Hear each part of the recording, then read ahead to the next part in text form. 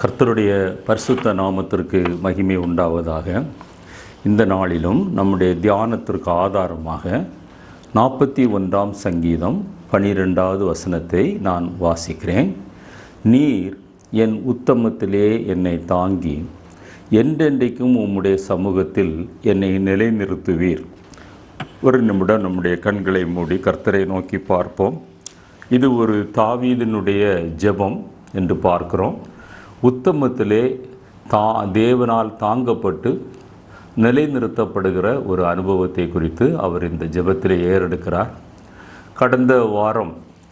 கடந்த செய்தியிலே நாம் எங்கும் உத்தமம் என்று தாவீதினுடைய உத்தமத்தை குறித்து தியானித்தோம்.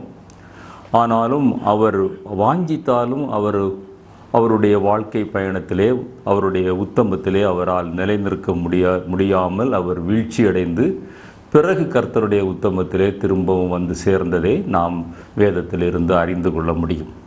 இந்த நாளிலும் உத்தமத்திலே நிலை நின்றதான இன்னொரு வேதாகம புருஷரை குறித்து நாம் தியானிக்க போகிறோம். அதற்கு முன்பாக கர்த்தர் இந்த செய்தியை நமக்கு ஆசீர்வாதமாக்கி தரும்படியாக அவருடைய சமூகத்திலே ஜெபிப்போம். நல்ல ஆண்டவரே, நாங்கள் உம்மை நன்றியோடு கூட துதிக்கிறோம். எங்களோடு கூட நீர் தொடர்ந்து பேசுவீராக. உத்தமத்திலே நிலை நின்றதான காலேபை குறித்து நாங்கள் இந்த காலை வேளையில் தியானிக்க போகிறோம். ஆவியானவர் தாமே சத்தியத்தை எங்களுக்கு வெளிப்படுத்தும்படியாக நாங்கள் ஜெபிக்கிறோம். நாங்கள் பேசுகிறவர்களாய் கேட்கிறவர்களாய் அல்லாமல் அதன்படி ஜீவிக்க கர்த்தர் எங்களுக்கு கிருபை பாராட்டும்படியாய் ஜெபிக்கிறோம். உம்முடைய நாமம் மாத்திரம் மகிமைப்படட்டும் ஆண்டவரே. உம்முடைய கரத்தில் எங்களுடைய ஆவி ஆத்துமா சரீரத்தை ஒப்பு கொடுக்குறோம், தாழ்த்துகிறோம், வெறுமையாக்குகிறோம். இயேசு கிறிஸ்துவின் வெளியேறப்பட்ட நாமத்தில் ஜெபிக்கிறோம். ஜெபங்கேளும் ஜீவனுள்ள எங்கள் நல்ல பிதாவே, ஆமேன். தாவீது சொல்லும்போது, நீர் என் உத்தமத்திலே என்னை தாங்கி என்றென்றைக்கும் உம்முடைய சமூகத்தில் என்னை நிலைநிறுத்துவீராக. யோசுவாவின் புத்தகம் 14ஆம் அத்தியாயம் 8வது வசனத்தை நான் இப்பொழுது உங்களுக்காக வாசிக்க விரும்புகிறேன். என்னோடு கூட வந்த என் சகோதரர் ஜனத்தின் இருதயத்தை கரைய பண்ணினார்கள். நானோ என் தேவனாகிய கர்த்தரை உத்தமமாய் பின்பற்றினேன். 2 கூட்டத்தாரை குறித்து தன்னுடைய சாட்சியிலே காலேபு சொல்வதை பார்க்க முடியும். 12 கோத்திரங்களுக்கு ஒருவர் விதமாக 12 பேரை கானான் தேசத்தை வேவு பார்த்து வரும்படியாக மோசே அனுப்புகிறார். அதிலே ஒருவர் காலேப், இன்னொருவர் யோசுவா. உங்கள் எல்லாருக்கும் தெரியும். மற்ற 10 பேர் அவர்கள் ஜனங்களுடைய இருதயங்களை கரைய பண்ணினார்கள். அந்த கானானை நம்மால் சுதந்திரிக்க முடியாது, அங்கு இருக்கிற மனிதர்கள் ராட்சதர்கள், அவர்களை மேற்கொள்ள முடியாதென்றெல்லாம் சொல்லி மற்றவர்களை கரைய பண்ணி இஸ்ரவேல் ஜனங்கள் மோசையின் மேலும் யோசுவாவின் மேலும் காலேபின் மேலும் கல்லெறியத்தக்கதாக, அழுது புலம்பத்தக்கதாக ஒரு சூழ்நிலையை உருவாக்கினார்கள்.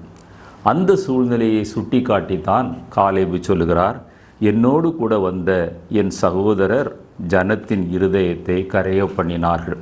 நானோ என் தேவனாகிய கர்த்தரை உத்தமமாய் பின்பற்றினேன். நான் ஏற்கனவே சொன்னது போல தாவீது தன்னுடைய வாழ்க்கையிலே அவர் உத்தமமாய் இருக்க விரும்பினார். அவரிடத்திலே அந்த வாஞ்சை மேலோங்கி காணப்பட்டது. ஆனாலும் சில சந்தர்ப்பங்களிலே அவர் தன்னுடைய உத்தமத்தை காத்து கொள்ளாத சூழ்நிலையிலே பிறகு அவர் ஆண்டவரிடத்திலே மன்னிப்பு கேட்டு ஒப்புரவாகி திரும்பவும் அவருடைய உத்தமத்திலே வந்தார். எனவே தான் இந்த சங்கீதத்திலே சொல்லும்போது, என்னை உத்தமத்தில் நிலைநிறுத்தும்படியாக உம்முடைய கிருபையின் மூலமாக என்னை தாங்கி என்னை நிலைநிறுத்தும்படியாக எனக்கு உதவி செய்யும் என்று ஜெபிக்கிறார். என்னை கேட்டுக்கொண்டிருக்கிற அருமையான தேவனுடைய பிள்ளைகளே, இந்த காலை வேளையிலே யோசுவா, காலேப் இந்த 2 பேர் புறப்பட்டு போய் அவர்கள் நல்ல செய்தியை கொண்டு வந்தார்கள். அதில் இந்த நாளிலே நாம் காலேபுடைய உத்தமம், அவர் எப்படி தன்னுடைய உத்தமத்திலே அவர் நிலைநிறுத்தப்பட்டார் அல்லது அவர் நிரந்தரமாக அந்த உத்தமத்திலே காணப்பட்டார் என்பதை குறித்து நாம் தியானிக்க போகிறோம். யோசுவா 14:8 காலேபு தன்னுடைய உத்தமத்தை சாட்சியாக சொன்னதை நாம் வாசிக்க கேட்டோம். முதலாவதாக 14:7 நீங்கள் வாசித்து பார்ப்பீர்களே, ஆனால் காலேபினுடைய இருந்த ஒரு உண்மையான ஒரு குணம் என்னவென்றால், அவர் என்ன சொல்கிறார், அவர் தன்னை குறித்து சொல்லும்போது, யோசுவா 14:7 அவர் ஒரு முக்கியமான காரியத்தை சொல்கிறதை நீங்கள் பார்க்க முடியும். என் இருதயத்தில் உள்ளபடியே அவருக்கு நான் மறு செய்தி கொண்டு வந்தேன். இருதயத்தில் அந்த கானான் தேசத்தை பார்த்தபோது அவர் எப்படி அந்த இருதயத்தில் அவருடைய எண்ணம் உண்டானதோ, அந்த தேசத்தை குறித்து, தேசத்தின் ஜனங்களை குறித்து, அதை பிடிக்க முடியுமா பிடிக்க முடியாதா என்பதை ஆவியானவர் எப்படி உணர்த்தினாரோ அதை அப்படியே அவர் சொல்கிறார், என் இருதயத்தில் உள்ளபடியே நான் அவருக்கு மறு செய்தி கொண்டு வந்தேன். இது ஒரு நல்ல திவ்யமான ஒரு சுபாவம். இன்றைக்கு பேசுகிற அநேகர் அவர்கள் பேசுவதற்கும் அவர்களுடைய செயல்பாடுக்கும் சம்பந்தம் இல்லாமல் இருப்பதை நாம் பார்க்க முடியும். காரணம் என்னவென்றால் இருதயம் மாறுபாடாக இருக்கிறது. இருதயத்தில் உள்ள யோசனைகள் வேற, பேசுகிறது வேற, எனவே செயல்பாடுகளும் மாறிவிடுகிறது. ஆனால் இங்கு ஒரு பரிசுத்தவானை பார்க்கிறோம், தன்னுடைய உத்தமத்திலே கடைசி வரை நிலை நின்ற ஒரு பரிசுத்தவானை பார்க்கிறோம். என் இருதயத்தில் உள்ளபடியே நான் அவருக்கு மறு செய்தி கொண்டு வந்தேன். இதனுடைய அர்த்தம் என்ன? நான் எதையும் நான் மிகைப்படுத்தி பேசவில்லை, எதையும் நான் குறைத்து பேசவில்லை. என்னிடத்தில் என்னுடைய பேச்சில் மாய்மாலம் இல்லை. ஆனால் இந்த குணாதிசயத்தை இன்றைக்கு விசுவாசிகளிடத்திலும் ஊழியர்களிடத்திலும் பார்ப்பது மிக அரிதாக காணப்படுகிறது. அந்த உத்தமம் பேசுவதற்கும் செயல் வாழ்க்கைக்கும் சம்பந்தமில்லாத, வார்த்தைக்கும் வாழ்க்கைக்கும் சம்பந்தமில்லாதவர்களைத்தான் அதிகமாக நாம் இந்த நாட்களிலே அவர்களோடு கூட தான் இடைப்பட்டு கொண்டிருக்கிறோம். என்னை கேட்டுக்கொண்டிருக்கிற அருமையான தேவனுடைய பிள்ளையே, இந்த இதிலே நான் ஒரு 2 வசனத்தை வெளிப்படுத்தின விசேஷத்திலிருந்து உங்களுக்கு வாசிக்க விரும்புகிறேன்.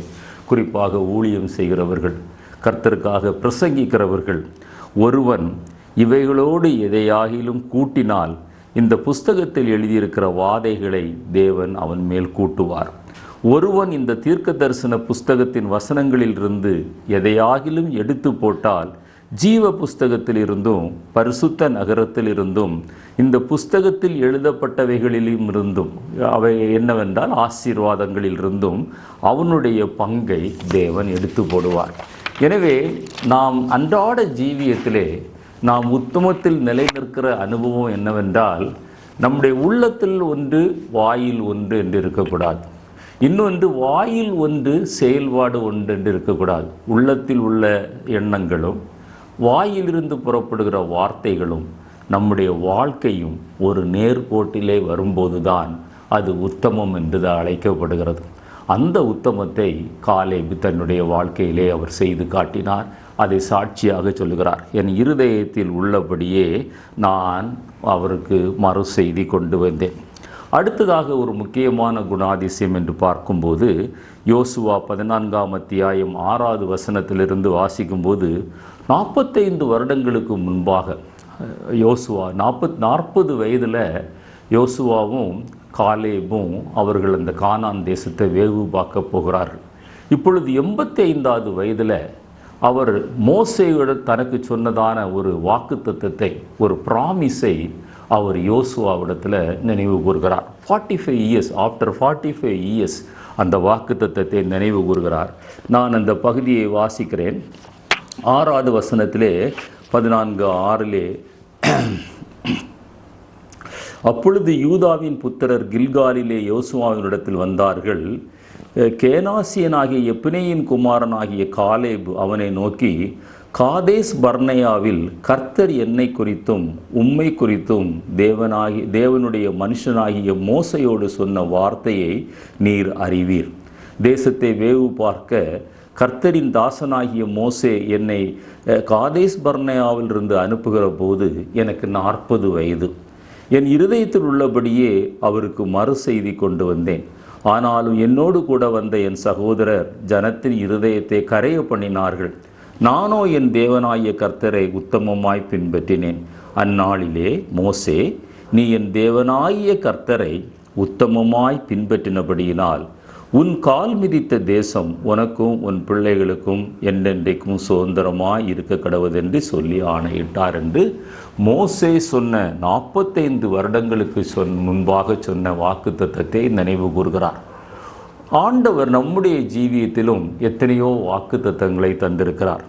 ரட்சிக்கப்பட்ட நாளிலிருந்து கர்த்தர் நமக்கு கொடுத்ததான வாக்குத்தத்தங்களை நாம் நினைவு கூற வேண்டும்.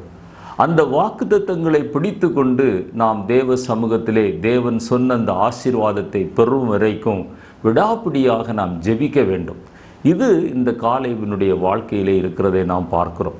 45 இயர்ஸுக்கு முன்னால், 45 வருடங்களுக்கு முன்பாக அவர் யோசுவாவுக்கு நினைவு கூறுகிறார். அன்றைக்கு அவர் நம்மிடத்தில் சொன்னது உங்களுக்கு ஞாபகம் இருக்கிறதா? நான் கால் மிதித்த தேசம் எனக்கும் என் சந்ததிக்கும் சுதந்திரமாய் இருக்க கடவுதென்று அவர் சொன்னது ஞாபகம் இருக்கிறதா என்று அந்த வாக்குத்தத்தத்தை நினைவு கூறுகிற ஒரு மனிதனாய் காணப்படுகிறார். வாக்குத்தத்தத்தை நினைவு கூறும்போது தான் நாம் கர்த்தருடைய உத்தமத்திலே, நாம் உத்தம ஜீவியத்திலே நிலைநிற்க முடியும். ஆண்டவர் இத்தனை வாக்குத்தத்தங்களை நமக்கு கொடுத்திருக்கிறாரே, நாம் இதை விட்டு எப்படி விலகி செல்வதென்று நமக்குள்ளாக ஒரு எண்ணம் தோன்றும். அது அப்படிப்பட்ட ஒரு அப்பியாசம் நம்முடைய வாழ்க்கையிலே காணப்பட வேண்டும். நமக்கு கர்த்தர் தந்த வாக்குத்தத்தங்களை நினைத்து நினைத்து ஆண்டவரை துதித்து அவரை ஆராதித்து அவருடைய சமூகத்தில் ஜெபித்து அவைகளை சுதந்திரிக்கிற ஒரு மனிதனாக நீங்களும் நானும் மாற வேண்டும். மூன்றாவதாக, அந்த காலேபினுடைய வாழ்க்கையிலே நான் பார்த்ததான ஒரு அனுபவம், அவர் நல்ல செய்தியை கொண்டு வந்தார். எண்ணாகமம் 3ஆம் அத்தியாயம், எண்ணாகமம் 13ஆம் அத்தியாயம் 2, 6, 27, 30 அந்த வசனங்களை நாம் வாசிக்கும் போதும், இப்பொழுது நாம் வாசித்த வேத பகுதியிலே யோசுவா அதிலே வாசித்தது போலும், எண்ணாகமம் 14ஆம் அத்தியாயம் 7, 9 வசனங்களிலே நாம் வாசித்தது போலும் அவர் நல்ல செய்தியை கொண்டு வந்தார் என்று நாம் வாசிக்கிறோம். சில வசனங்களை நான் உங்களுக்காக வாசிக்கிறேன். எண்ணாகமம் 13, 27, 30 வாசிக்கிறேன். அவர் மோசையை நோக்கி, நீர் எங்களை அனுப்பின தேசத்திற்கு நாங்கள் போய் வந்தோம். அது பாலும் தேனும் ஓடுகிற தேசம்தான். இது அதனுடைய கனி என்று அந்த எஸ்கோல் பள்ளத்தாக்கிலிருந்து கொண்டு வந்த திராட்சை கொலையை காட்டுகிறார். கர்த்தர் சொன்னார், ஒரு காலத்திலே வாக்கு பண்ணினார், பாலும் தேனும் ஓடுகிற கானான் தேசத்தை ஆபிரகாமுக்கு நான் சுதந்திரமாய் கொடுப்பேன் என்று ஆண்டவர் வாக்கு பண்ணினார். அந்த வாக்குத்தத்தத்தை இப்பொழுது காலேப் நினைவு கூர்ந்து மோசே இடத்தில் சொல்லுகிறார், நீர் அனுப்பின தேசத்தை நாங்கள் பார்த்து வந்தோம். அந்த தேசம் பாலும் தேனும் ஓடுகிற தேசம்தான். அதற்கு அடையாளமாக இந்த செழிப்பான, இந்த ருசியான கனிகள் என்னுடைய கரத்திலே இருக்கிறது என்று சொல்லுகிறார். 30வது வசனத்திலே சொல்லும்போது, அப்பொழுது காலேப் மோசேக்கு முன்பாக ஜனங்களை அமர்த்தி, ஜனங்களெல்லாம் இல்லை என்று சொல்லுகிறார்கள், கூக்குரலிடுகிறார்கள், அழுகிறார்கள், மக்களுடைய இருதயங்களை மற்ற 10 பேரும் கரைய பண்ணுகிறார்கள். அப்பொழுது காலேப் ஜனங்களை அமர்த்தி, நாம் உடனே போய் அதை சுதந்திரித்துக் கொள்ளுவோம், தாமதம் இல்லாமல். பாருங்கள், 2 முக்கியமான காரியம். ஆபிரகாமுக்கு ஆண்டவர் சொன்ன வாக்குத்தத்தத்தை நினைவு கூர்ந்து அவர் சொன்னது போல, என் தேவனாகிய கர்த்தர் சொன்னது போல, இது பாலும் தேனும் ஓடுகிற தேசம்தான். அதற்கு அடையாளமாகத்தான் இந்த கனிகளை நான் என் கரங்களில் உமக்கு காட்டுகிறேன். அடுத்ததாக சொல்லுகிறார், உடனே போய் நாம் அதை சுதந்திரித்து கொள்ளுவோம், நாம் அதை எளிதாய் ஜெயித்து கொள்ளலாம். பாருங்க, உடனே தாமதம் இல்லாமல் சுதந்திரிக்கிற ஒரு அனுபவம், எளிதாய் கர்த்தருடைய ஆசீர்வாதத்தை பெற முடியும் என்கிறதான ஒரு நம்பிக்கை, இதெல்லாம் அந்த காலேபினுடைய வாழ்க்கையிலே அவர் உத்தமமாய் வாழ்வதற்கு அவர் சொல்லுகிறார். கொஞ்சம் நான் அதை உங்கள் சமூகத்திலே அதை திரும்ப 14ஆம் அத்தியாயம் 7வது வசனத்திலிருந்து 9வது வசனம் வரை வாசிக்கும் போதும் அவர் சொல்கிறார், அது மகா நல்ல தேசம், அது மகா நல்ல தேசம். அந்த மகா நல்ல தேசம், ராட்சதர்கள் இருப்பது உண்மைதான், ஆனால் அது பாலும் தேனும் ஓடுகிற தேசம். அதற்கு அடையாளமாக கனிகள் என்னுடைய கரங்களில் இருக்கிறது. அது மகா நல்ல தேசம். உடனே போய் நாம் அதை சுதந்திரிக்க வேண்டும். எளிதாய் அதை ஜெயித்து கொள்ளலாம். எப்படி எளிதாய் ஜெயித்து கொள்ளலாம்?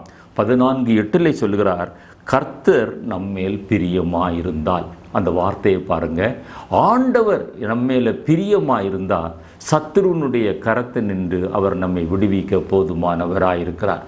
நாம் அதை உடனே சுதந்திரிக்கலாம், அதை எளிதாய் ஜெயித்து கொள்ளலாம். அந்த கண்டிஷன் என்ன? கர்த்தர் நம்மேல் பிரியமாயிருந்தால். 8 சொல்கிறார், பாலும் தேனும் ஓடுகிற தேசத்தை தேவன் நமக்கு கொடுப்பார். ஏன் அப்படி நிச்சயமாக சொல்கிறார்? அது ஆபிரகாமுக்கு சொன்ன வாக்குத்தத்தம். உனக்கும் உன் சந்ததிக்கும் பாலும் தேனும் ஓடுகிற கானான் தேசத்தை நான் சுதந்திரமாய் தருவேன் என்று அந்த வேத அறிவு அவரிடத்தில் இருந்தது. நமக்கும் அப்படிப்பட்டதான ஒரு கிருபை இருக்க வேண்டும் என்று காலேபினுடைய வாழ்க்கையில் இருந்த ஆண்டவர் நமக்கு சுட்டி காட்டுகிறார். 14:9 அவர் சொல்றார், கர்த்தருக்கு விரோதமாக கலகம் பண்ணாதிருங்கள். ஜனங்கள் அது சுதந்திரிக்க முடியாது என்று சொல்லுகிறார்கள், தாமதம் பண்ணுகிறார்கள், தடை பண்ணுகிறார்கள், கூக்குரலிடுகிறார்கள், அழுகிறார்கள், மற்றவர்களுடைய இருதயங்களையும் கரைய பண்ணுகிறார்கள், இந்த வனாந்திரத்திலே செத்து போனால் நலமாயிருக்கும் என்று சொல்லுகிறார்கள். ஆனால் அதை காலேபு சொல்கிற வார்த்தையை பாருங்க, இதெல்லாம் அவங்களுடைய பயத்தினால அவ்விசுவாசத்தினால சொல்லப்பட்ட அந்த வார்த்தைகள், அந்த கிரியைகள். அவர் அதை எப்படி சொல்லுகிறார்? இது கர்த்தருக்கு விரோதமான கலகம் என்று சொல்லுகிறார். நம்முடைய வாழ்க்கையிலும் அவ்விசுவாசம் வரும்போது அல்லது மற்றவர்களை அதைரியப்படுத்தும் போது, எதிர்மறையாக நாம் பேசிக்கொண்டே இருக்கும்போது, கர்த்தருக்கு விரோதமாக, அவருடைய வாக்குத்தத்தத்திற்கு விரோதமாக நாம் கலகம் பண்ணுகிறவர்களாய் காணப்படுகிறோம். அதே 14:9 சொல்கிறார், அந்த தேசத்தின் ஜனங்களுக்கு நீங்கள் பயப்பட வேண்டாம்.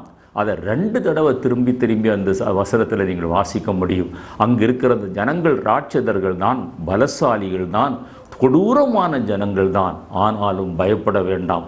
நம்முடைய ஊழியத்திலும், நம்முடைய குடும்ப வாழ்க்கையிலும், தனிப்பட்ட வாழ்க்கையிலும் நமக்கு எதிரடையாக பலர் எழும்பலாம்.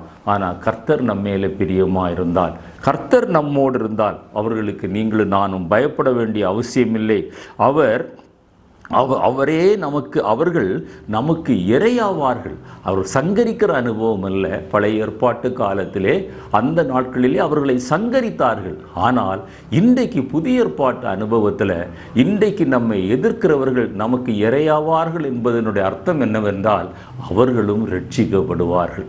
நாம் அவர்களுக்காக ஜெபிக்கும் போது அங்கே ரட்சிப்பின் திட்டம் நிறைவேறுகிறது. அவர்கள் ரட்சிக்கப்படுவார்கள், அவர்கள் ரட்சிக்கப்படுவார்கள் என்று சொல்கிறார். அதே வசனத்தில் அவர்களை காத்த நிழல் அவர்களை விட்டு விலகி போய்விட்டது. அவர்கள் சில தெய்வங்களை நம்பி வாழ்ந்தார்கள், விக்கிரகங்களை நம்பி வாழ்ந்தார்கள். இன்றைக்கும் நாம் சுவிசேஷம் சொல்லும் போது, ஆத்துமாக்களை ஆதாயம் பண்ணும்போது, இதுவரை அவர்களை கட்டி வைத்திருந்த அந்தகார சக்திகள் அவர்களை விட்டு விலகி போகும் என்கிற விசுவாசம் நம்முடைய வாழ்க்கையிலே காணப்பட வேண்டும். அவர்கள் எப்படி இவ்வளவு வைராக்கியமாய் இருக்கிறவர்கள் எப்படி ஆண்டவரை ஏற்றுக்கொள்வார்கள் என்று நினைக்காமல், அன்றைக்கு இஸ்ரவேல் ஜனங்கள் கரைய பண்ணினது போல, கூக்குரலிட்டது போல, அழுதது போல, கலகம் பண்ணினது போல நீங்களும் நானும் செய்யாமல் விசுவாசத்தோடு கூட ஆத்தும ஆதாயம் பண்ண வேண்டும். அவர்களை காத்த நிழல் விலகி போயிற்று, அந்த அந்தகாரம் அவர்களை விட்டு நீங்கி போயிற்று. விசுவாச வார்த்தையை பாருங்க, அவருடைய தூர தரிசனத்தை பாருங்க. இப்படிப்பட்ட ஒரு கிருபையை ஆண்டவர் இந்த நாளிலே நமக்கு தருவாராக. அதுதான் அந்த உத்தமத்தில் நிலை நிற்கிற அனுபவம். 14:9 திரும்பவும் சொல்கிறார். இதையெல்லாம் நான் ஏன் சொல்கிறேன் என்றால், கர்த்தர் நம்மேல் பிரியமாயிருந்தால் என்று 8வது வசனத்தில் சொன்னவர் இப்பொழுது 9வது வசனத்தில் சொல்றார், உறுதியாய் சொல்கிறார், கர்த்தர் நம்மோடு இருக்கிறார். ஹல்லேலூயா! கர்த்தர் நம்மோடு இருக்கிறார். அந்த விசுவாசம் உங்களுக்கும் எனக்கும் தேவைப்படுகிறது. பாருங்க, காலேபினுடைய உத்தமம் எப்படியா இருக்கிறது என்று. அடுத்ததாக அவருடைய குணாதிசயத்தை நாம் பார்க்கும்போது, அவர் கர்த்தரை உத்தமமாய் பின்பற்றினார் என்று காலேபு மாத்திரம் சாட்சி சொல்லல. நம்ம யோசுவா 14:8 காலேபு சொன்ன சாட்சியை நம்ம வாசித்தோம். அதை மோசையும் அந்த சாட்சியை சொல்லுகிறார். மோசையும் அதே சாட்சியை அவர் சொல்வதை பார்க்க முடியும். அதை நீங்கள் யோசுவா 14:9 யோசுவா 14:9 நான் அதை வாசிக்கிறேன்.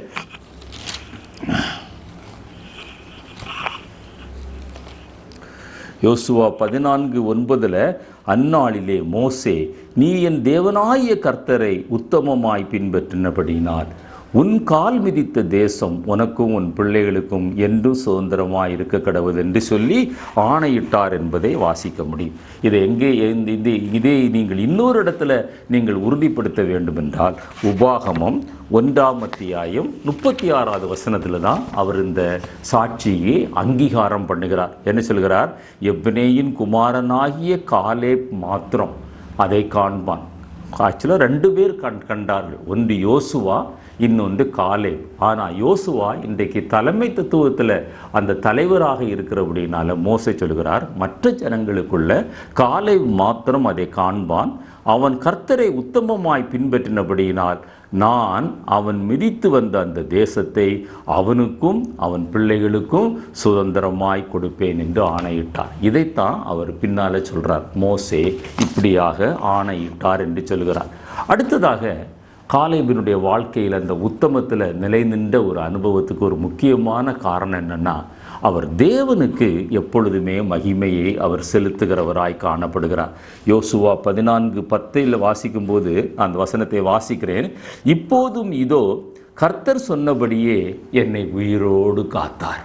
45 வருஷத்துக்கு பிறகு கர்த்தர் சொன்னபடியே என்னை உயிரோடு காத்தார். அப்போ அந்த கர்த்தருடைய வார்த்தையை அவர் எவ்வளவாய் நம்பி இருக்க வேண்டும். கர்த்தர் சொன்னபடியே என்னை உயிரோடே காத்தார். இஸ்ரவேலர் வனாந்தரத்தில் சஞ்சரிக்கையில் கர்த்தர் அந்த வார்த்தையை மோசையோடு சொல்லி, இப்பொழுது 45 வருஷம் ஆயிற்று, இதோ இன்றைக்கு நான் 85 வயது உள்ளவன் என்று சொல்லி தான் இந்த பலத்தோடு, அதே பலத்தோடு நான் 45 வருடங்களாக நான் இஸ்ரவேல் ஜனங்களோடு சஞ்சரித்து நான் கானான் தேசத்துக்குள்ளே பிரவேசித்தால் என்றால் அதற்கு காரணம் என்ன? கர்த்தர் என்னை உயிரோடு காத்தார். இந்த அனுபவம் நம்முடைய வாழ்க்கையில் வேண்டும். நம்முடைய வாழ்க்கையில் வருகிற உயர்வுகள், நம்முடைய வாழ்க்கையில் வருகிற மேன்மைகள், நம்முடைய வாழ்க்கையில் நமக்கு இருக்கிற தாளந்துகள், கிருபை வரங்கள் எல்லாம் கர்த்தரிடத்தில் நாம் பெற்றுக்கொண்டோம். கர்த்தர் என்னை உயிரோடு காத்தார் என்று அவர் மிக அழகாக சாட்சி சொல்கிறார். இஸ்ரவேலர்கள் யோசுவாவையும் காலேபையும் கல்லறிய நினைத்தார்கள். எண்ணாகமம் 14ஆம் அத்தியாயம் 10வது வசனத்தில் இவர்கள் 2 பேரும் அதை பாசிட்டிவாய் சொல்கிறதுனால அவங்க கரங்களில் கல் எடுக்கிறாங்க, யோசுவாவையும் காலேபையும் கொல்வதற்கு. அந்த சூழ்நிலையில் காத்தார். அதோடு மாத்திரமல்ல, 45 வருடங்கள் கர்த்தர் எனக்கு ஜீவனை கொடுத்து என்னை காத்தார். இன்றைக்கு நம்முடைய ஆயுசு காலங்கள் கர்த்தருடைய கரத்தில் இருக்கிறது. இதுவரைக்கும் கர்த்தர் நம்மை உயிரோடு காத்தார். கர்த்தர் தொடர்ந்து நம்மை காத்து கொண்டிருக்கிறார். அதற்கு நீங்களும் நானும் நன்றி உள்ளவர்களாக இருக்க வேண்டும். யோசுவா 14:11 இன்னொரு காரியத்தை சொல்கிறார். மோசே என்னை அனுப்புகிற நாளில் எனக்கு இருந்த அந்த பலம் இந்த நாள் வரைக்கும் எனக்கு இருக்கிறது. யுத்தத்திற்கு போக்கும் வரத்துமாய் இருக்கிறதுக்கு அப்போது எனக்கு இருந்த பலம் இப்போதும் எனக்கு இருக்கிறது. பாருங்க, என்ன பலம்? 40 வயசில் எனக்கு என்ன பலம் இருந்ததோ அந்த பலம் 85 வயதிலும் இருக்கிறது. அதை அவர் இன்னும் அழகாக விளக்கி சொல்லும்போது, 85 வயதிலும் நான் யுத்தத்திற்கு போவதற்கு தேவையான பலம் எனக்கு இருக்கிறது. நம்ம வயோதிகத்தை குறித்து கவலைப்படுகிறோம். வயோதிகத்தை காரணமாக சொல்லி நாம் ஒரு சாக்கு போக்கு சொல்லுகிறோம். ஆனால் இங்கு ஒரு பரிசுத்தவான் சொல்லுகிறார், எனக்கு 85 வயது, நான் 40 வயதில் யுத்தத்துக்கு நான் எப்படி போனேனோ அதே பலத்தோடு கூட இன்றைக்கும் நான் யுத்தத்திற்கு போவதற்கு ஆண்டவர் எனக்கு பலம் கொடுத்திருக்கிறார். இது என்ன பலம்? இது சரீர பிரகாரமான பலம் அல்ல, இது பரிசுத்த ஆவியானவர் நமக்கு தருகிற பலம். அந்த பரிசுத்த ஆவியானவருடைய பலம்தான் குன்றாத பலம். சரீர பலம் குன்றி போகலாம், ஆனால் ஆவியானவர் நம்முடைய உள்ளத்தில் வாசமாக இருந்தால் சரீர பலம் குன்றி போயிருந்தாலும் அந்த ஆவிக்குரிய பலம் ஒரு நாளும் குறையாமல் ஆண்டவர் நம்மை பலப்படுத்துகிற கிறிஸ்து என்று நாம் வேதத்திலே வாசிக்கிறோம். நம்ம பிலிப்பியர்கள் இந்த நிருபம் 4ஆம் அத்தியாயம் 13வது வசனத்தில் பவுல் அப்போஸ்தலர் சொல்லும்போது, என்னை பலப்படுத்துகிற கிறிஸ்துவினாலே எல்லாவற்றையும் செய்ய எனக்கு பலம் உண்டு. தாவீது சொல்லுவார், கர்த்தருடைய பலத்தினாலே ஒரு மதிலை தாண்டி செல்வேன், ஒரு சேனைக்குள் பாய்ந்து செல்வேன் என்று அவர் சொல்வதை நீங்கள் பார்க்க முடியும். அந்த பரிசுத்த ஆவியானவருடைய பலம். அடுத்ததாக அவருடைய குணாதிசயத்தை பார்க்கும்போது யோசுவா 14:12 நான் வாசிக்கிறேன். ஆகையால் கர்த்தர் அந்நாளிலே சொன்ன இந்த மலை நாட்டை எனக்கு தாரும். இங்கு ஏனாக்கியரும் அரணிப்பான பெரிய பட்டணங்களும் உண்டென்று நீர் அந்நாளிலே கேள்விப்பட்டீரே. கர்த்தர் என்னோடு இருப்பாரேயானால், பாருங்க இந்த வார்த்தைகளை பாருங்க, கர்த்தர் என்னோடு இருப்பாரேயானால் கர்த்தர் சொன்னபடி நான் அவர்களை துரத்தி விடுவேன். அவர் எவ்வளவு ஒரு ஆணித்தரமான ஒரு விசுவாசம், எவ்வளவு உத்தமம் பாருங்க. கர்த்தர் என்னோடு இருந்தால், கர்த்தர் அவர் சொன்னபடியே நான் அந்த ஜனங்களை மேற்கொள்வேன். ஆண்டவர் நம்மோடு கூட இருந்தால் நமக்கு எதிராக எந்த சக்தியும் நமக்கு எதிராக நிற்க முடியாது. ஆண்டவர் நம்மோடு கூட இருக்கும்போது நமக்கு எதிராய் நிற்பவன் யார் என்று நாம் வேதத்திலே வாசிக்கிறோம். அரண்களை நிர்மூலமாக்கத்தக்க தேவ பலத்தை ஆண்டவர் நம்முடைய வாழ்க்கையிலே தருகிறார். கர்த்தர் என்னோடு இருந்தால் அப்படிப்பட்ட ஒரு வாக்குத்தத்தம் நம்முடைய வாழ்க்கையிலே அது நிறைவேற வேண்டும். இப்படிப்பட்ட அறிக்கை நம்முடைய வாயிலிருந்து வர வேண்டும். அடுத்ததாக பார்க்கும்போது அதே யோசுவா 14:12 பாருங்க, காலேபுக்கு எந்த பதவியும் இல்லை. ஆனால் காலேபும் யோசுவாவும் தான் வேவு பார்க்க போன நேரத்தில் 2 பேரும் சமமாகத்தான் போகிறாங்க. இப்போ யோசுவாவுக்கு பதவி இருக்கிறது. ஆனாலும் அந்த காலேபினுடைய மனத்தாழ்மையை பாருங்க. யோசுவாவினிடத்தில் வந்து கேட்குறார், பா அன்னைக்கு மோசே உங்கள் முன்னால் தான் இந்த வாக்குத்தத்தத்தை எனக்கு கொடுத்தார், அதை நீங்கள் இன்னைக்கு நிறைவேற்றுங்கன்ட்டு அவர் மனத்தாழ்மையோடு கேட்கிறதை நீங்கள் பார்க்க முடியும். நம்ம 2 பேரும் தானப்பா ஒன்றா போனோம், நீயும் நானும் ஒன்று தானே, நீ எப்படியோ தலைவனாயிட்டென்றெல்லாம் அவர் பேசலை. இன்றைக்கு யோசுவாவை தலைவராக பார்த்து தனக்கு சமமாயிருந்தவர் ஒருவர் இப்பொழுது தனக்கு தலைவராக மாறியிருக்கிறார். ஆனாலும் மனத்தாழ்மையோடு கூட அந்த வாக்குத்தத்தத்தை அவருக்கு முன்பாக சொல்லி அதை நினைவு கூற பண்ணி அந்த எனக்கு தாரும் என்று அவர் கேட்கிற அந்த மனத்தாழ்மையை நீங்கள் பார்க்க முடியும். நம்முடைய வாழ்க்கையிலும் மனத்தாழ்மை வேணும். தாழ்மை உள்ளவர்களுக்கு தேவன் கிருபை அளிக்கிறார், பெருமை உள்ளவர்களுக்கோ தேவன் எதிர்த்து நிற்கிறார் என்று வாசிக்கிறோம். அடுத்ததாக யோசுவா 14:13 நான் வாசிக்கிறேன். அப்பொழுது யோசுவா எப்னேயின் குமாரனாகிய காலேபை ஆசீர்வதித்து எபிரோனை அவனுக்கு சுதந்திரமாய் கொடுத்தான் என்று வாசிக்கிறோம். பாருங்க, யோசுவா ஆசீர்வதிக்கிறார். யோசுவா காலேபை ஆசீர்வதிக்கிறார். தன்னோடு கூட வந்தவர் தான், ஈக்குவலாக இருந்தவர் தான். இன்னைக்கு யோசுவா தலைவராக இருக்கிறாரு. ஆனால் அந்த காலேபு அந்த விண்ணப்பத்தை வைத்த போது ஒரு தலைவன் என்கிற ஸ்தானத்தில் அந்த காலேபை அவர் ஆசீர்வதிக்கிறார். என்னை கேட்டுக்கொண்டிருக்கிற அருமையான தேவனுடைய பிள்ளையே, கர்த்தருடைய ஆசீர்வாதமே நமக்கு ஐஸ்வர்யத்தை கொண்டு வரும். ஆண்டவருடைய ஆசீர்வாதத்திற்காக நீங்களும் நானும் காத்திருப்பது மிகவும் அவசியம். அடுத்ததாக 14ஆம் அத்தியாயம் அந்த 12 யோசுவா 14ஆம் அத்தியாயம் 12 15 வரை வாசித்து பார்ப்பீர்களேயானால் அங்கே 15வது வசனத்தில் சொல்லப்பட்டிருக்கிறது, முன்னே எபிரோனுக்கு கீரியாத் அர்பா என்று பேர் இருந்தது. அர்பா என்பவன் ஏனோக்கியருக்குள்ளே பெரிய மனுஷனாயிருந்தான். அந்த யுத்தம் ஓய்ந்ததினால் அது அமைதலாயிருந்தது. 14வது வசனத்தில், ஆதலால் கேனாசியனாகிய எப்னேயின் குமாரனாகிய காலேப் இஸ்ரவேலின் தேவனாகிய கர்த்தரை உத்தமமாய் பின்பற்றினபடினால் இந்நாள் மட்டும் இருக்கிறபடி எப்ரோன் அவனுக்கு சொந்தமாயிற்று. பாருங்க, அந்த கர்த்தரை உத்தமமாய் பின்பற்றினபடியினால அந்த எப்ரோனை சுதந்திரித்து கொண்டார். அவருக்கும் அவருடைய சந்ததிக்கும் அது சுதந்திரமாய் மாறுகிறது. முன்னாலே இருந்த தலைவர் வேற, இப்பொழுது அவருடைய பெயர் அங்கே இருந்து நீக்கப்படுகிறது. அது காலேபுக்கு சொந்தமான தேசமாக மாறுகிறது என்று வாசிக்கிறோம். அந்த கீரியாத் செப்போர் என்கிறதான ஒரு இடத்தை இஸ்ரவேல் ஜனங்கள் சங்காரம் பண்ணுவதில் அந்த காலேபினுடைய அந்த பங்கை குறித்து நான் உங்களுக்கு சொல்ல விரும்புகிறேன். பாருங்கள், நியாயாதிபதிகளின் புத்தகம் 1ஆம் அத்தியாயம் 12-13 வசனங்களை நான் உங்களுக்காக வாசிக்கிறேன். அடுத்ததாக அந்த காலேபினுடைய குணாதிசயத்தை பாருங்கள். அப்பொழுது காலேப் கீரியாத் செப்பேரை சங்காரம் பண்ணி பிடிக்கிறவனுக்கு என் குமாரத்தியாகிய அக்சாளை விவாகம் பண்ணி கொடுப்பேன் என்றான். அப்பொழுது காலேபுடைய தம்பியாகிய கேனாசின் குமாரன் ஒத்னியேல் அதை பிடித்தான். ஆகையால் தன் குமாரத்தியாகிய அக்சாளை அவனுக்கு விவாகம் பண்ணி கொடுத்தான். அந்த கீரியாத் செப்பேராம் என்கிற பகுதி அந்த யோசுவாவினுடைய காலத்திற்கு பிறகு நியாயாதிபதிகள் காலத்தில் அது புறஜாதிகளுக்கு கரங்களில் இருக்கிறது. காலேபினுடைய இருதயத்தில் ஒரு வாஞ்சை, அதுவும் தேவனுக்கு சுதந்திரமாய் மாற வேண்டும். இன்றைக்கு சில பிடிக்க முடியாத சில பகுதிகள் அல்லது நாம் ரட்சிப்புக்குள்ள வழிநடத்த முடியாத சில ஆத்துமாக்கள் நம்முடைய இருதயத்தில் ஒரு நெருடலை போல காணப்படலாம். அப்பொழுது அவர் ஒரு தீர்மானம் எடுக்கிறார். பாருங்க, அதை யார் பிடித்து கொண்டு வருகிறார்களோ அவர்களுக்கு என்னுடைய மகள் அக்சாளை நான் விவாகம் பண்ணி கொடுக்குவேன் என்று சொன்னபோது அந்த காலேபினுடைய உறவின் முறையான ஒத்னியேல் அதை சங்காரம் பண்ணி பிடித்து அதன் மூலமாக அக்சாலை திருமணம் பண்ணுகிறாள் என்று வாசிக்கிறோம். என்னை கேட்டுக்கொண்டிருக்கிற தேவனுடைய பிள்ளையே, நம்முடைய வாழ்க்கையிலும் நம்முடைய ஊழியத்திலும் சிலர் ரட்சிக்கப்படவில்லையே, இத்தனை ஆண்டுகளாக நாம் ஜெபம் பண்ணுகிறோமே, பிரயாசப்படுகிறோமே என்று நினைத்தால் இன்றைக்கு ஒரு தீர்மானம் பண்ணி அப்படிப்பட்ட ஆத்துமாக்களுக்காக நாம் தொடர்ந்து ஜெபித்து பிரயாசப்படும் போது நிச்சயமாகவே ஆண்டவர் அந்த ஆத்துமாக்களையும் அவர் நம்முடைய வாழ்க்கையிலே தருவார். அடுத்ததாக 13வது குணாதிசயமாக காலேபினுடைய வாழ்க்கையிலே நான் பார்த்த அந்த உத்தம குணம் என்னவென்றால், குடும்ப பொறுப்புள்ள ஒரு தகப்பனாக அவர் காணப்படுகிறார்.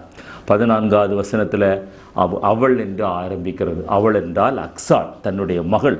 அவள் புறப்படுகையில் என் தகப்பனிடத்தில் ஒரு வயல்வெளியை கேட்க வேண்டும் என்று அவனிடத்தில் உத்தரவு பெற்றுக்கொண்டு கழுதையின் மேலிருந்து இறங்கினாள். காலேப் அவளை நோக்கி, உனக்கு என்ன வேண்டும் என்றான். அப்பொழுது அவள், எனக்கு ஒரு ஆசீர்வாதம் தர வேண்டும். வறட்சியான நிலத்தை எனக்கு தந்தீர், நீர்ப்பாய்ச்சலான நிலங்களை எனக்கு தர வேண்டும். அப்பொழுது காலேப் மேற்புறத்திலும் கீழ்ப்புறத்திலும் அவளுக்கு நீர்ப்பாய்ச்சலான நிலங்களை கொடுத்தார். ஒரு மகளுடைய விண்ணப்பத்தை, ஒரு மகளுடைய ஆசையை நிறைவேற்றுகிற தகப்பன். இந்த 2 வசனங்களிலும் அநேக ஆவிக்குரிய சத்தியங்கள் இருக்கிறது. சில காரியங்களை சுட்டி காட்ட விரும்புகிறேன். தன்னுடைய தகப்பனிடத்தில் வயல்வெளியை கேட்க வேண்டும் என்று அவனிடத்தில் உத்தரவு பெற்று கொண்டார். முதலாவது, தேவ சமூகத்தில் ஒரு ஆசீர்வாதத்தை பெறணும்னா அந்த அக்சால் அந்த தன்னுடைய தகப்பனிடத்தில் உத்தரவு பெற்று கொண்டா. அப்பா, நான் உங்களிடத்தில் ஒரு காரியம் பேசணும்ப்பா, நான் பேசலாமா என்று அவள் முதல்ல பெர்மிஷன் கேட்கிறாள், தன்னை தாழ்த்துகிறாள். பாருங்க, தகப்பன் தான் உரிமையோடு கேட்கலாம். ஆனாலும் சொல்கிறா, அப்பா ஒரு காரியத்தை நான் உங்களிடத்துல பேசணும்ப்பா, நான் பேசலாமா என்று சொல்லி அந்த சம்மதத்தை பெற்றுக்கொண்டு அடுத்ததாக என்ன சொல்கிறா, அதை கேட்கும்போது எங்கே இருக்கிறா? கழுதைக்கு மேலே இருக்கிறா. தன்னுடைய புருஷன் வீட்டுக்கு புறப்பட்டு போய் கொண்டிருக்கிறா. அந்த சூழ்நிலையில் தான் அவள் சொல்கிறா, அப்பா உங்கள்கிட்ட நான் ஒரு விஷயம் பேசணும். அவள் பேசப்பான்னு சொன்ன உடனே அந்த கழுதையின் மேலிருந்து இறங்கினாள். நாமும் கூட ஆண்டவரிடத்திலிருந்து ஆசீர்வாதம் பெற வேண்டும் என்றால் நாம் இருக்கிற இந்த நிலைமையிலிருந்து, நம்முடைய மேட்டிமையான எண்ணங்களிலிருந்து, நம்முடைய அகந்தையான பெருமையான எண்ணங்களிலிருந்து அல்லது செயல்பாடுகளிலிருந்து நாம் கீழே இறங்கி வர வேண்டும் என்று சொன்னபோது காலேபுடைய அந்த பதிலை பாருங்க. காலேப் அவளை நோக்கி, உனக்கு என்ன வேண்டும் என்று கேட்கிறார். அவளும் பாருங்க என்ன சொல்றா, குறிப்பாக அந்த ஜெபம் இருக்கிறது. அப்பா, நீர் எனக்கு வறட்சியான நிலத்தை கொடுத்தீர், எனக்கு நீர்ப்பாய்ச்சலான இடம் வேணும். அதுபோல நம்முடைய ஜெபமும் தேவ சமூகத்தில் குறிப்பாக இருக்க வேண்டும். தேவையற்ற வீணான வார்த்தைகளை நாம் பேசாதபடி கர்த்தருடைய சமூகத்தில் நாம் குறிப்பாக ஜெபிக்கும் போது உடனே காலேப் என்ன செய்கிறாரு, மேற்புறத்திலும் கீழ்ப்புறத்திலும் கேட்டது ஒரு ஆசீர்வாதத்தை தான் கேட்குறான். ஒரு ஆசீர்வாதத்தை தான் கேட்குறான். எனக்கு நீர்ப்பாய்ச்சலான தோட்டம் வேணும் என்று கேட்குறான். ஏதாவது ஒன்று கொடுத்துருந்துருக்கலாம். ஆனால் காலேபுடைய உள்ளத்தை பாருங்க, மேற்புறத்திலும் கொடுக்கிறார், கீழ்ப்புறத்திலும் கொடுக்கிறார், இரட்டிப்பான ஆசீர்வாதத்தை கொடுக்கிறார். இது நம்முடைய தேவனுடைய ஒரு குணாதிசயம். காலேபும், நான் ஏற்கனவே உனக்கு தந்துட்டேனே, உன்னுடைய பகுதியை நான் கொடுத்துட்டேனே, அது இந்த ஒன்றும் கூட சொல்லவில்லை. அந்த விண்ணப்பத்திற்கு செவி சாய்த்து மேற்புறத்திலும் கீழ்ப்புறத்திலும் செழிப்பான பகுதியை கொடுத்தார் என்று வேதத்திலே வாசிக்கிறோம். கடைசியாக ஒன்றை சொல்லி நான் முடிக்க விரும்புகிறேன். கானானுக்கு புறப்படும் போது எகிப்திலிருந்து கிட்டத்தட்ட 25 லட்சம் ஜனங்கள் புறப்படுறாங்க. 6 லட்சம் புருஷர்களுக்கு மேலாக அங்கிருந்து புறப்படுறாங்க. அந்த 6 லட்சம் புருஷர்கள், அவர்களுடைய மனைவிமார்கள், பிள்ளைகள் என்று கணக்கிட்டு பார்க்கும்போது கிட்டத்தட்ட 25 லட்சம். இந்த 25 லட்சம் புறப்பட்ட ஜனங்களில் 2 பேர் தான் கானானுக்குள்ளே பிரவேசிக்கிறாங்க. பாருங்கள், 25 லட்சம் எங்கே இருக்கிறது, 2 எங்கே இருக்கிறது. அதில் ஒன்று யோசுவா, இன்னொன்று காலேப். எண்ணாகமம் 14ஆம் அத்தியாயத்திலையும் 14ஆம் அத்தியாயம் 24 38 வரை வசனங்களை நீங்கள் வாசிக்கும் போதும், 26ஆம் அத்தியாயம் 65வது வசனத்தை நீங்கள் வாசிக்கும் போதும் இதை நீங்கள் விளங்கி கொள்ள முடியும். இதுதான் காலேபினுடைய உத்தமத்திற்கு ஒரு முற்றுப்புள்ளி வைத்ததான ஒரு சாட்சி, ஒரு மகுடம் வைத்ததான ஒரு சாட்சி. நம்முடைய ஜீவியத்திலும் நான் உத்தமமாய் ஜீவிக்கிறேன் என்று நாம் நினைத்து கொண்டே இருப்போமே, ஆனால் அதனுடைய முற்றுப்புள்ளி எங்கே தெரியுமா? அதனுடைய மகுடம் எங்கே நமக்கு கிடைக்கிறது என்று தெரியுமா? நீங்களும் நானும் நித்திய ஜீவனை சுதந்திரிக்கும் போது, பரலோக ராஜ்யத்தை சுதந்திரிக்கும் போது, அந்த 26ஆம் அத்தியாயத்திலே 65வது வசனத்தை நான் வாசிக்கிறேன். வனாந்தரத்திலே சாகவே சாவார்கள் என்று கர்த்தர் அவர்களை குறித்தென்றால் முறுமுறுத்த அந்த இஸ்ரவேல் சந்ததியை குறித்து சொல்லியிருந்தார்.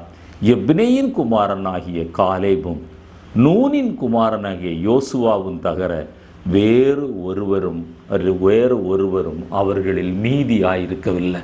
மற்றவங்க எல்லாம் அந்த 25 லட்சத்தில் மீதி உள்ளவங்க எல்லாம் அப்போது 24,99,998 பேர் எங்கே மரிக்கிறாங்க? வனாந்தரத்தில் மரித்து போகிறாங்க, இன்க்ளூடிங் மோசே. ஆனால் 2 பேர் தான் அந்த நித்திய ஜீவனுக்குள்ளாய் பிரவேசிக்கிறாங்க, கானானுக்குள்ளாய் பிரவேசிக்கிறாங்க. என்னை கேட்டுக்கொண்டிருக்கிற அருமையான தேவனுடைய பிள்ளையே, காலேப் உத்தமத்தில் அவர் உறுதியாக இருந்தபடினால, நிலைநிறுத்தப்பட்டதுனால அவர் அந்த கானானை சுதந்திரித்தார்.